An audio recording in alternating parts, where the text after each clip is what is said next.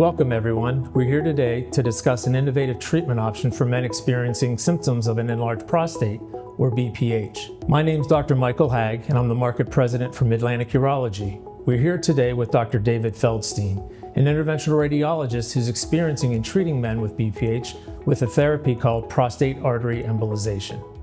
As men age, the prostate can enlarge naturally, but in some men, this enlargement causes symptoms such as a sudden urge to urinate, a weak stream, dribbling, straining to urinate, frequent urination, especially at night.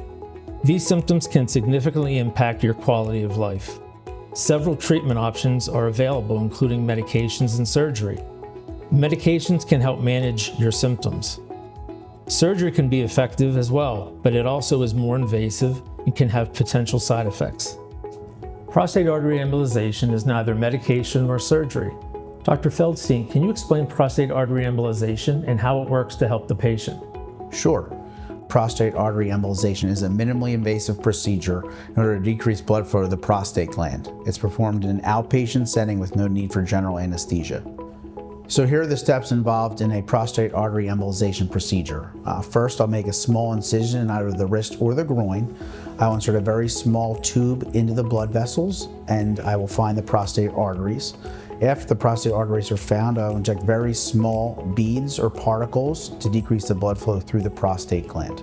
Since after the particles are injected into the prostate gland will shrink and help to resolve symptoms. Dr. Feldstein, what are some of the benefits of prostate artery embolization versus other options? So one of the major benefits is that it's minimally invasive. So there's no need to put a catheter or device through the penis, which a lot of patients tend to favor. It also does not preclude getting any transurethral procedures in the future, and it's a good first option, sometimes the only option that patients will need to help solve their symptoms and problems. As with all procedures, there are certain risks and side effects. What are they with PAE? The biggest risk is a small amount of bleeding or bruising at the access site, either the wrist or in the upper thigh. Other risks include having particles go outside the prostate gland, either in the rectum, the bladder, or sometimes even the penis, all which self-resolve within a couple weeks. As great as it sounds, PAE is not a procedure for everyone. What's great about our partnership is that as a urologist, I can help identify who is a candidate. Who is the typical patient for PAE? Great question. Most importantly is prostate size. So prostate glands above 50 grams is important for us.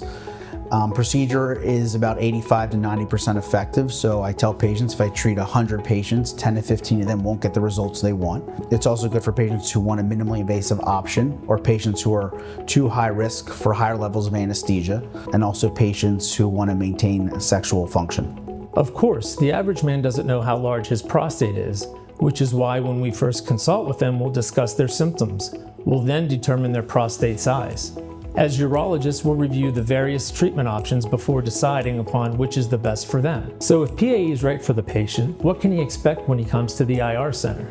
So here at the MidLantic's IR Center or Interventional Radiology Center at Chesterbrook, they can expect state-of-the-art equipment for the procedure.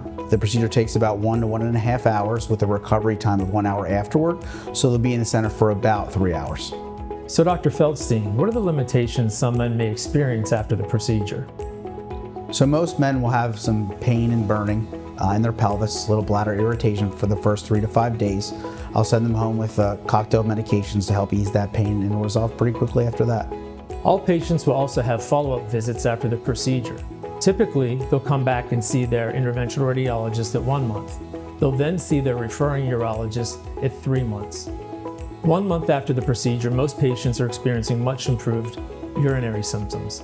And at 3 months, most men are able to come off all of their prostate medications. PAE is a great minimally invasive option for patients with large prostates and frustrating symptoms related to these prostates. I highly encourage all patients to discuss this with a urologist and see if you're a good candidate for the procedure.